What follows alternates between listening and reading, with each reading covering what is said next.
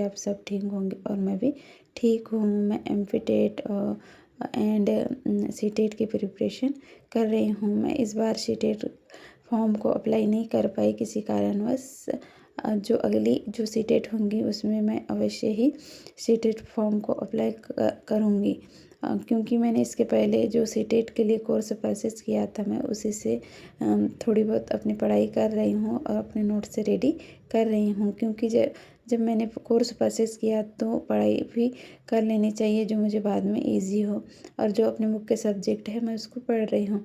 पहले मुझे भी अपना जो मुख्य सब्जेक्ट है काफ़ी टफ लगता था, लेकिन मैं रेगुलर उसको पढ़ने लगी हूँ तो मुझे काफ़ी कुछ समझ में आने लगा है और मैं उसको डेली कम से कम 1 से 2 घंटा अवश्य ही पढ़ती हूँ, चाहे वो मेरा टॉपिक बार बार रिवीजन क्यों ना हो। बार बार रिवीजन करने से ही अपने को काफ़ी गलतियाँ मिलती है और अपन कहाँ मिस्टेक करते हैं उसका भी अनुभव होता है। इसलिए मैं अपना मुख्य सब्जेक्ट लगभग 1 या 2 घंटे अवश्य ही पढ़ती हूँ, क्योंकि कोई भी सब्जेक्ट हो जब तक अपना बार बार रिवीजन ना हो तो अपने को उसमें कमियाँ महसूस होती है। इसके पहले भी मैंने एमपीटेट वर्ग 2 और वर्ग 3 की एग्ज़ाम दी, लेकिन शायद मेरी जो तैयारी है, स्टडी है, उसमें कमी रह गई होगी, इसलिए मेरा सिलेक्शन नहीं हो पाया। लेकिन अब मैं कोशिश कर रही हूँ कि मैं अच्छे से उसकी स्टडी करूँ और उसको अधिक से अधिक गहराई से पढूं, जिससे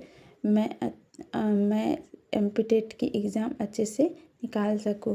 क्योंकि एग्ज़ाम काफ़ी टफ भी है और अब जो लिटरेचर सब्जेक्ट होता है उसमें काफ़ी कट ऑफ जाता है और मेरा मुख्य सब्जेक्ट संस्कृत है, इसलिए मुझे ज़्यादा ही डीप में पढ़ना होगा। क्योंकि एक ऑब्जेक्टिव भी मान लो अपना टेस्ट में गलत हो रहा है तो उसको गहराई से समझना होगा, क्योंकि जब तक अपन उसको गहराई से नहीं समझेंगे तो अपना वो बार बार उसमें गलतियाँ होते जाएगी।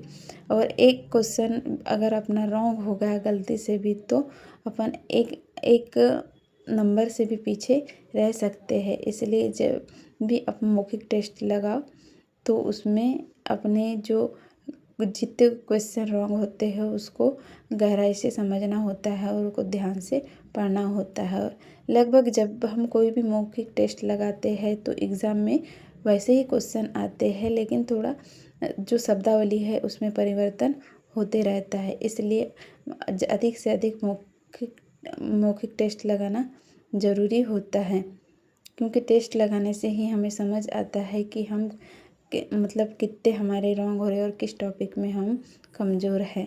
उसके बाद में मैं थोड़ी सी ईवीएस पढ़ रही थी, क्योंकि इसकी जो थ्योरी पढ़ी हुई थी मैं उसके ऑब्जेक्टिव यूट्यूब से लगा रही थी। मास्टर जी चैनल है उससे मैं अपने ये ईवीएस की जो ऑब्जेक्टिव है उसको लगाते। ठीक है दोस्तों, मिलते हैं अगले ब्लॉग में। ठीक रहो, स्वस्थ रहो, अच्छे रहो। Okay bye.